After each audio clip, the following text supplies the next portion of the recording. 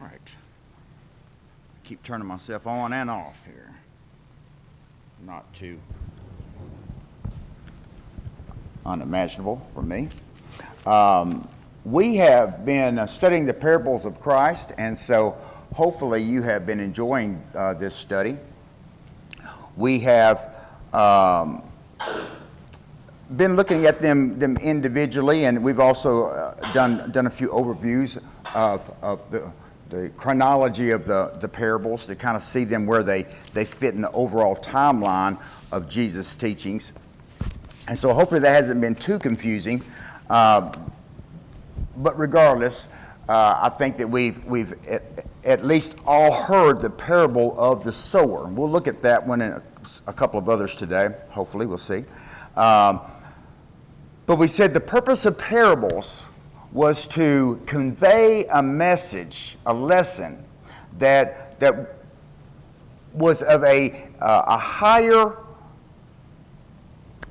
placing or higher thought, eternal, a spiritual, heavenly wisdom in a way that carnal man can somehow grow from it, can benefit from it, can understand it. And so we said, and for those that haven't been here, there's a number of reasons for parables, the way that they when and how and by whom they were taught. We said that it fulfilled prophecy. So Christ fulfilled prophecy in teaching of parables. That he was unique in the sense that we have seen parables and fables in the Old Testament, but not like Jesus. He was using this as a primary teaching tool.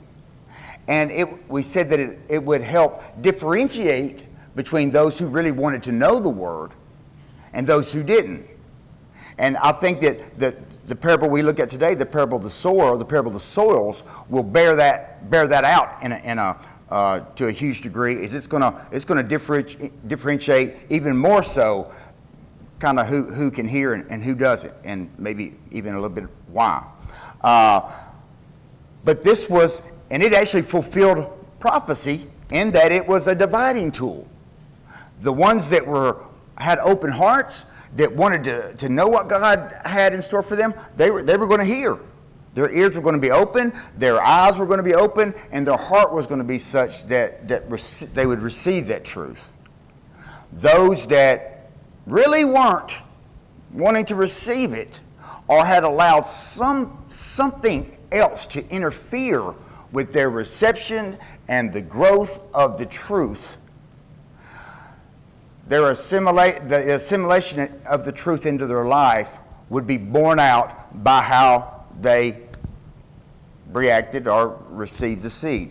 And so, the parables or the teachings of Christ. And so, not everybody was just going to get it right away, even those that were seeking. It was going to take some work. And so, a lot of the parables that we see, they don't really have an explanation. We have to dig into them and kind of flesh it out a bit. But this is going to be one of those where Jesus gives us the definitions or the parameters of the parable. He gives them the explanation, and therefore gives it to us. And so we don't have a whole lot of excuses about not getting the basic points, but it'll still be true to what we do with that, how we receive that. So I guess we can begin there. If you want to turn to Matthew 13.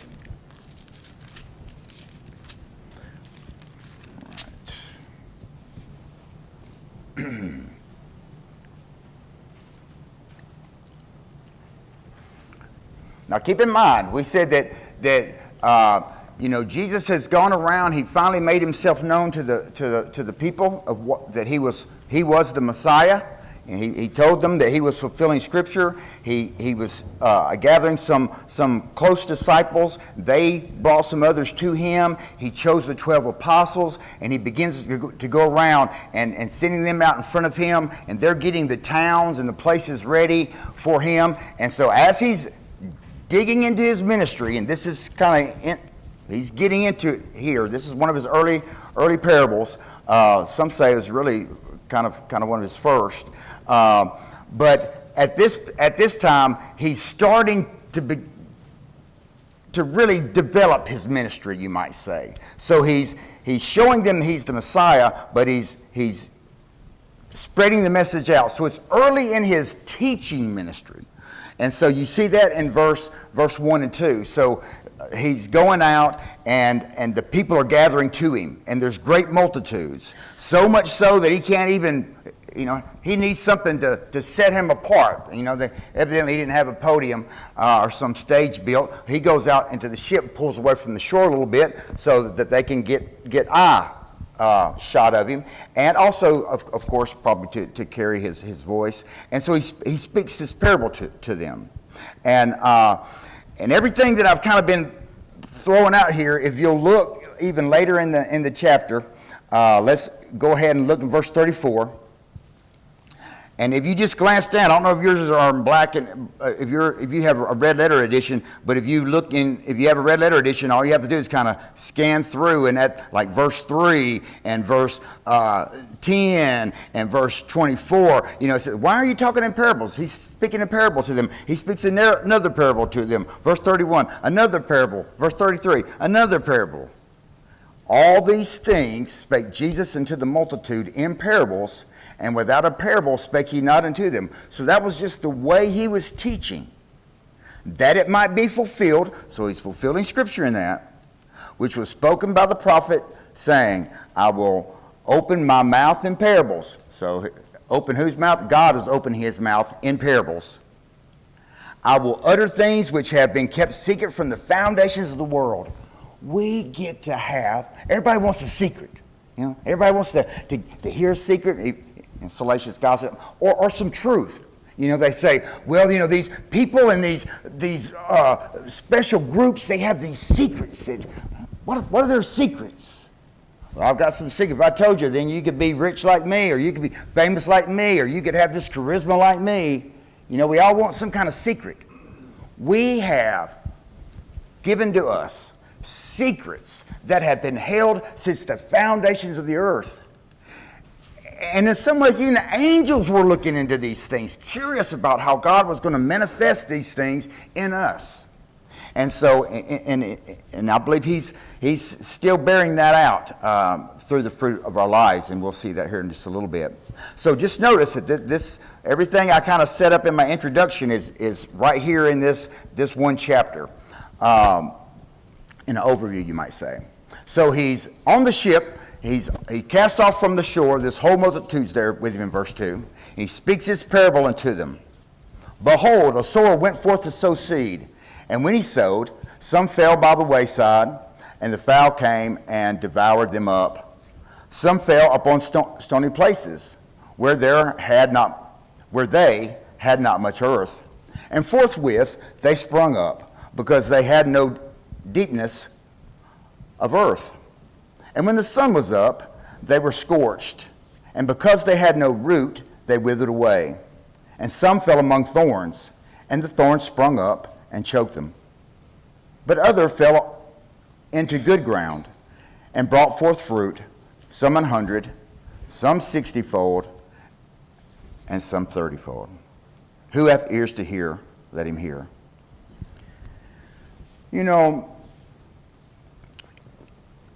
We are all unique, and I'm no exception to that, maybe more so in some regards. But things get heavy for me at times, and teaching, anytime teaching, but especially teaching you, because you love me, and I know what all you've been taught through the years. So I know you'll have a certain kind of expectation of seriousness and soundness, and there's a way that we do things a lot of times. We get accustomed to that. But I thought, what good is it going to do? Who am I to think I can get up and teach something to these people? And I think, well, if I say this, this will be good. Well, they'll like that, or how am I going to shake them up? Not because I think or say like I'm a judge, or that we're not getting it, or we don't know it. But all you have to do is look around. And if you're like me, all you have to do is look around in your own life and realize that there's room for improvement. There's things that you should know that you don't really do all the way, and or maybe you think you're just fine. Maybe you think, you're doing okay. You're probably the one that we most need to worry about, because that was the case in the scriptures. Christ would just get up, because I was thinking, okay, I'll start my introduction, and I'll get this, and I'll make this point. And if y'all knew how many times I've prepared for class, studied for class, and gotten up here, and it's just like, whew, it's gone. I don't have my paperwork. Last week, couldn't find my stuff I'd worked all week on. And I think, what's the point? Jesus, he would preach and teach in his way, and then he would just walk away. He wasn't, developing this sermon in such a way so that when I get to this point, this point will validate this point, and he was speaking truth, and then he didn't say, "Did you hear me?" That was it. Do you hear me? That was where he ended it, and then he was done. Do you have ears to hear or not? He didn't really argue. He didn't keep arguing with them or keep pushing the point. He just would teach this truth, this clear picture, this eternal, universal truth.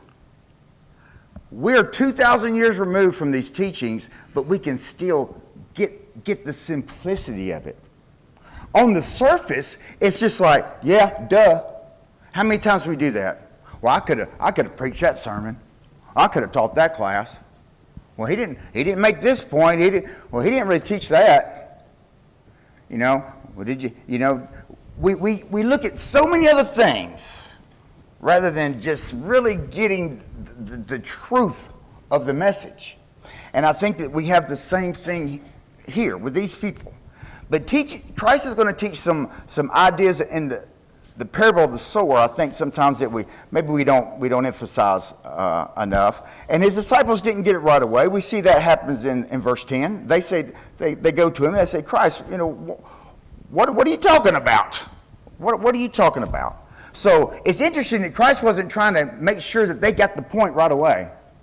He wasn't trying to make sure that they understood everything that he said right away, because he knew that some of them wouldn't understand it. And so those that want to understand it, they come to him and they ask him. So now he explains. He at least gives us a bit of an explanation on this parable. "Because it was given unto you to know the mysteries of the kingdom of heaven, but to them it is not given." So now he even says this is a part of God's plan to really differentiate between those who want to know the truth and those who don't want to know the truth. For whosoever hath, to him shall be given, and he shall have more abundance. But whosoever hath not, from him shall be taken away, even that he hath. Well, now we've talked about that in some of our other parables recently, haven't we? It kind of throws me off doing them out of order, chronological order, because it gets my brain a little bit twisted. Because then I'm like, now where did that come? Did it come before this one or that one? And so when I study things in chronological order, the history that they happen, it helps me keep track of it a little bit better. But we have looked in this quarter that Christ said this on more than one occasion. And we said that the parable of the talents. And Christ taught that on a couple of different occasions and in pounds and talents. But he was teaching the same idea that God gives you something. We all get something. We might not get the same thing, but we get something. And we don't need to be looking at what everybody else has got. We need to use what we've got to gain more. And he said at the end of that parable, all right, you buried your talent, you didn't use it, give it to me. And if you just read that, what he said about it, he gives to those who have. To those who have a lot, he gives more. Well, it kind of seems unfair, doesn't it? We live in a society, a lot of times people want to take from the rich and give to the poor, or, be a Robin Hood or something. But Christ says, basically, I've given you all something. Nobody can say that they haven't gotten something. What you do with it is on you. And if you don't use it, then I'm going to take it. I'm taking it back. It's mine. I'm going to give it to somebody who's going to get more out of it, get the most out of it. God is not unlike anybody else who is. I don't like to necessarily use the word shrewd. I don't want to belittle God, but God's a businessman. I say business. He's in the Father's business. It's some kind of business. He's involved in work, in creating something, and God's about His business, and so it's important to Him. And just like anybody who owned a business or owned something, if it was being messed up, it could be better utilized. He's going to do that. I mean, that's common sense. And so He's wanting them to realize that if they don't get it, then what they have is going to be taken away from them. And if you apply that to the Jewish leaders, they had the treasure. They should have been the ones that saw Christ coming afar off. But even though He kept showing them more and more of His truths, they just didn't see it, and they ended up losing everything. And the same will be true with us. But he goes on to explain this. Therefore speak I to them in parables. Let me bring this out. I have trouble, my mind gets filled with everything too at once. Didn't we talk about Lazarus? Rich man Lazarus? In his day, the rich man had what? Everything. But then what? He died and was buried. And Lazarus didn't have anything. And then Abraham reminded the rich man of that. So that was physically in their lives, but we do see that example repeated again about the one that doesn't have, we don't control all that in this life. But even though he had a lot, he's going to lose that. It seemed like a lot, but he ended up with nothing.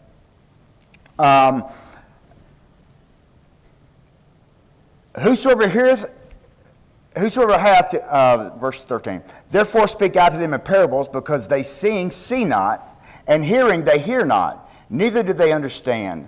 And in them is fulfilled the prophecy of Isaiah, which saith, by hearing ye shall hear, and shall not understand, and seeing ye shall see, and shall not perceive.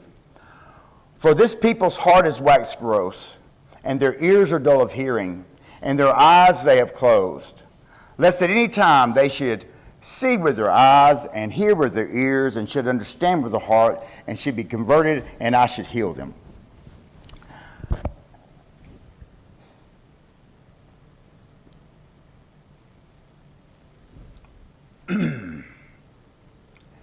The King James is interesting in its wording. I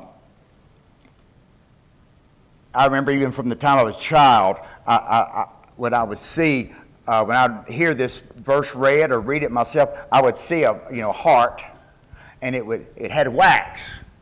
Just in my mind, like wax that you see from a candle that burns over, and it kind of gets on something and runs over, and it just, it covers it. Whatever that wax gets on. So in my mind, just because that word was used, that's what I saw. And it's still kind of an accurate picture, even though it's really not what it is, and it's image, it's real imagery. But it's a heart that just it lost all its feeling. It's lost all of its sensitivity. It's if you covered something alive with wax, you cover the life of it up. You cover the functionality of it up. You hinder the functionality of it. And so this is what was happening to them. Their hearts had gotten to a place where, it was just, I think I've told y'all this probably before, that I remember asking, only time I remember ever thinking or asking about not going to church. There was never something that entered my mind that we had a choice and we didn't have to go, because that's just what we did. But I do remember about 8 or 9 years old saying, do I have to go to church today? I've already heard the dad preach that sermon 6 times this week. because we'd go over to the building with him during the summer, and Dad would practice, and I'd hear him preach the same sermon. So I do remember A Long Life's Way, and probably even as an adult, sometimes thinking, that lesson again, the parable of the sower. Genesis, we've read Genesis. How many times have we read Genesis? Matthew, we've read. Oh, we always study that book. Can't we study Luke for a change? We can get dull of hearing if we're not careful. And I really think this is one of the biggest challenges that this group, crosses. Because we've heard sermons and sermons and sermons. And it's easy to tune those things out because we think we've already heard them, when God might be trying to reach to us in a little different area, a little deeper level. And so let us make sure this is not a fulfillment in our lives of this passage, that our hearts and ears and eyes don't get dull of hearing. The New King James says your heart has grown dull. Dull. And dull of feeling, dull of sensitivity. Calloused. Callous, very good. That's a good word too. Thank you, Mom.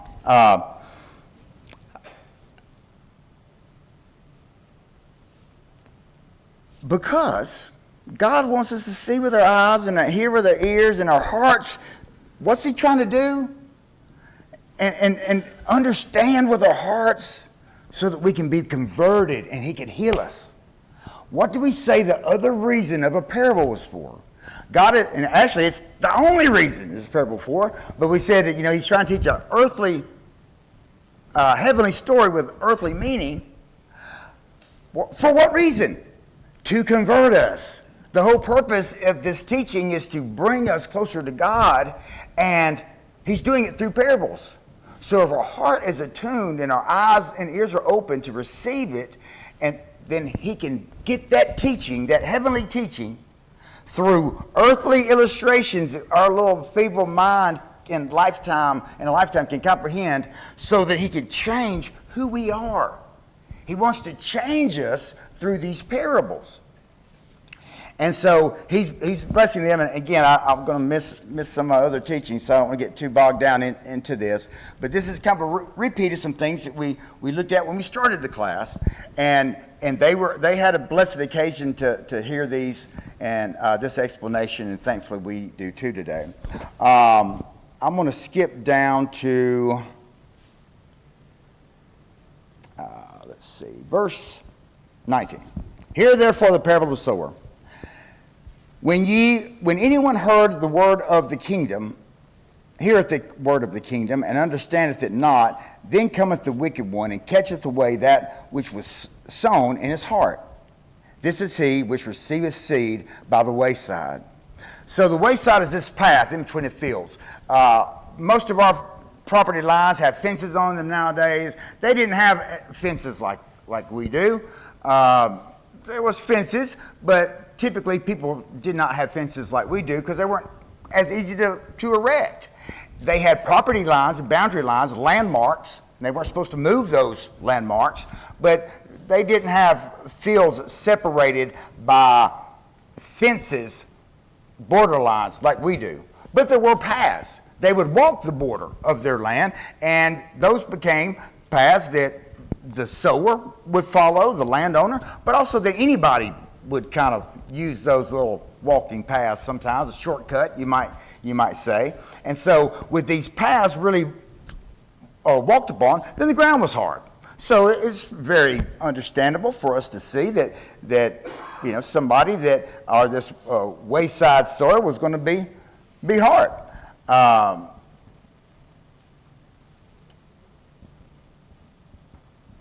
This is that heart that's hard. And he explains what this is. Then when anyone heareth the word of the kingdom and understandeth it not, cometh the wicked one and catcheth away that which was sown in his heart.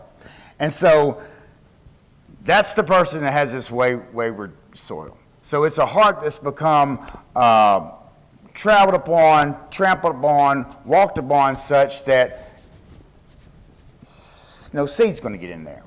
And notice that this is the only place where it says the wicked one. So in the other soils that we're going to talk about, the wicked one's not mentioned as playing a role in that process. The devil's going to get that which is easy, take it away before it has time to do anything. And I've often thought, and this is oftentimes one of my pet peeves, is, and I'm not, again, if don't get too offended. If the shoe fits, man, put it on, cinch it up tight. Sometimes I get frustrated just because of the way my mind works and distractions, and we get so carnal in the church, we don't realize it. Not so much here, but I've seen some congregations, they're just the sports fans are so much so that you can't have a conversation with some people. Some people, I've never had a conversation with them ever unless sports got brought up. Why? Because that's what they think about. That's what they think about. That's what they talk about. Sports are okay. That's great. Wonderful. Same with, hunting, fishing. I'm not throwing it too much at you, Billy Wayne. Hunting or fishing or whatever it is that your hobby is, we've all got them. I just know Billy Wayne likes fishing, so I don't want to push on him too hard this morning, sitting so close up front. But we have things, and if we're not careful, those become our conversation pieces all the time. And spiritually, how many times do you remember really sitting around the dinner table after church or at the restaurants where conversations pre-church, post-church, that were about church? Boy, that was a great sermon. Boy, those songs that we sang today, okay, that might be mentioned, but then what about them? What about them? What was good about that sermon? Appreciate your class. Oh, thank you. What did you appreciate about it? What did you learn from it? The devil is just waiting. Well, and I do this. I watch people's eyes. Well, what did we see what did we study last week? What was the class Wednesday night? And everybody's kind of like, I don't know, what did we talk about? Well, because has it been since we were sitting in these very chairs that we looked at it? We don't remember it because we haven't really studied it? Can't wait to see what we're going to study today. What? If y'all wanted to hang out for 2 or 3 hours later, I could tell you all the other things I was going to say in class. I'd love to. You'd grow weary of me. I'd make you weary in well-doing, in hearing. Are those our conversations? Are those is that what's occupying our mind? So many times we throw the seeds out in class and in teachings and through the words of our songs, teaching and admonishing one another and these psalms and hymns, spiritual songs, and then we walk right out the door loaded up with seed, and we're like the fields when they sow seed and the birds are. You got to watch the birds, when you plant seeds, because why? They'll come and get it up quick before it can do anything. And I do know that we are guilty of this, that this is a hindrance in the church. We could be more fruitful. And you heard me get down, because I'm not even going to even be able to go into that in the next 2 parables, because I'm not even going to get done with this one if I'm not careful. But know that. Be mindful of the seed. We're going to get it now, and maybe you get it in your study, and then as soon as you get done with your study at home, you turn on the TV or go get busy about life. And I know we have things to do, and we have places to go, and God wants us to have fun in life too, and have hobbies. It's okay to talk about those things. But what's the seed doing? Are we giving the seeds time to take root in our life? Sometimes I wonder. But he that received the seed into stony places, the same is he that heareth the word, and anon with joy receiveth it. Now he received it, and he was happy about it. So I've done this too. You sit there and you're, oh boy, that was a great point. You might even tell somebody else afterwards, man, that was good. I'm going to go do that. Yet hath he not root in himself, but dureth for a while. For when tribulation or persecution ariseth because of the word, by and by he is offended, or he stumbles, he gives way.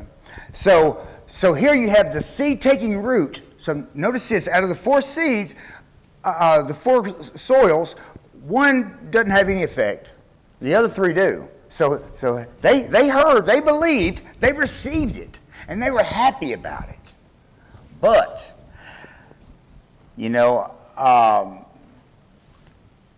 something else that I came across this week in this study is that a lot of times I just think of stones. There's stones in the way, but this is really more than just stone. In that area of the world, there's a layer of limestone that's not too deep. It's kind of shallow.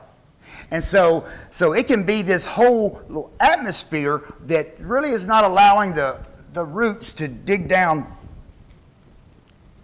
deep enough to continue to give the nourishment. Because notice, it springs up, it grows. Actually, probably it grew up a little faster than some of the others. So it's like this person who receives the word joyfully, and we've all known people like that who they obeyed the gospel and they were excited about it and just took off. Maybe even surpassed some people. But then when life started really getting tough and they were challenged because of the word, that's where the pushback comes back from, is this tribulation that they're suffering, this persecution because of the word. So because of their way of life, their change of life, they begin to push up against people or something. And so that makes it difficulty. But the depth underneath in the heart and their way of looking at it was not as much to sustain what was on the top. So, they say when you plant seed and it starts growing, you start watering it less and less. So instead of going out there and doing your new sod grass every day for an hour, like you do when you start, or twice a day for an hour, you start doing it every other day. Then every 3 days, and then every 4, twice a week, and then once a week. Why? So that when you go on vacation for a week or 2, you don't have to have your yard watered so much. You're not going to be burned up, just completely dry when you get back. When you teach it to kind of do without and to handle that stress, you're kind of stressing it prematurely to make those roots dig down, reach down to try to get some moisture. And I think that all of us need to make sure that we're looking in our life, and it's easy when we're getting watered every day. We don't realize that times might get difficult. And as the Proverbs say, he that fails in the day of adversity, how little is his faith. And so those 8 days of adversity will come. I think everybody in this room knows that. And so depending on our faith, and we've talked about this, maybe we haven't. I think Oliver and I might have been talking about this. I was talking about this with somebody, if not the group. We don't suffer. We don't suffer, really.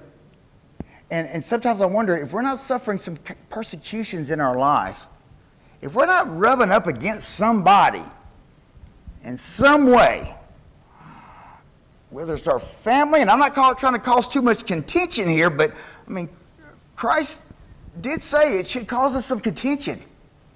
And if we're not having some kind of pushback, then maybe our circle's too small, or we're not really challenging ourselves or others too much, or we're not really speaking up enough.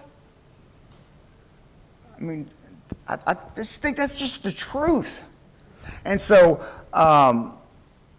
but if we have that depth of soil, when tribulation or persecution comes, then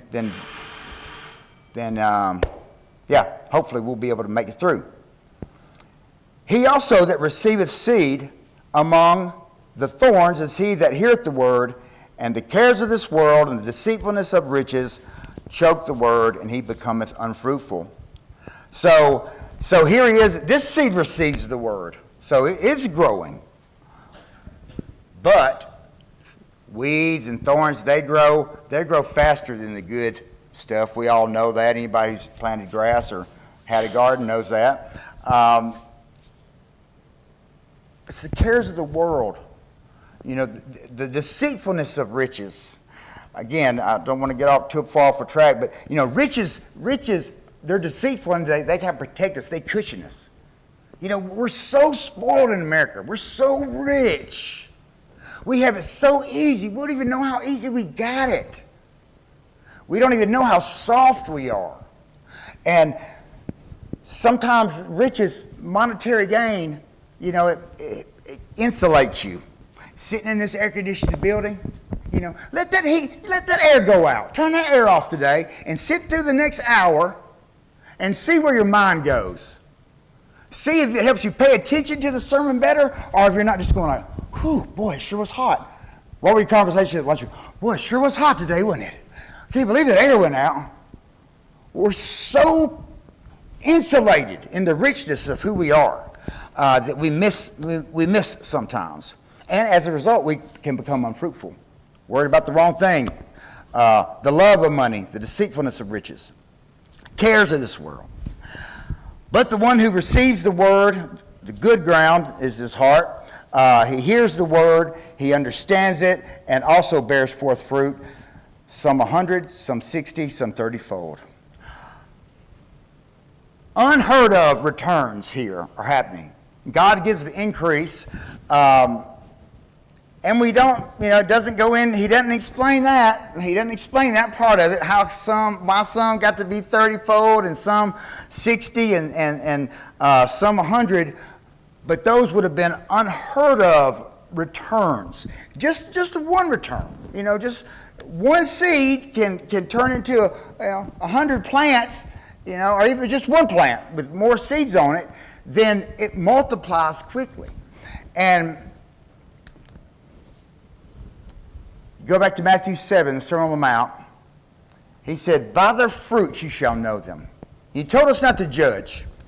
And I'm going to run over, bell's going to ring, but I'm going to make this point. This is going to be one of the main points that I want to make today.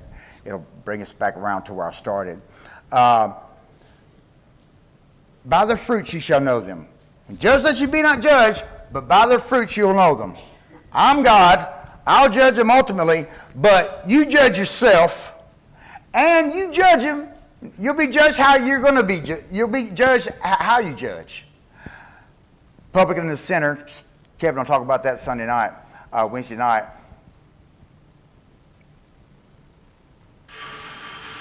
By their fruits you shall know them. What do your fruits look like?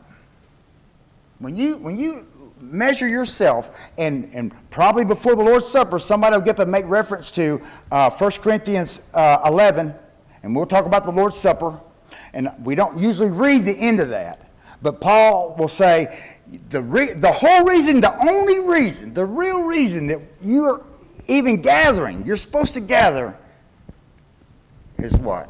Is to examine yourself, to become one. How do we become one? In Christ. That's how the world knows that God sent the Son. To examine yourselves. Examine yourselves.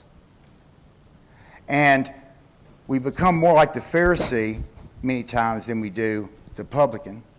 And we don't really examine ourselves like we should. And we forget. We walk right out that door and let the seed stay right on the surface of our heart and let the devil come and get it. We don't continue to examine ourselves, and then we wonder why we're sick, spiritually sick, maybe physically sick at times. And it's our fruitfulness. Our fruitfulness is contingent upon how we're receiving the word and continually examining ourselves and allowing that seed to mature and to bring forth more fruit. And so, anyway, beautiful parables. I wish we could study them all day, and we'll study them more in the next couple of weeks. We're getting close to the end of the quarter, and so study up if you're behind, catch up, and we'll look at this more Wednesday night. Questions, comments before we get started? All right. Thank you.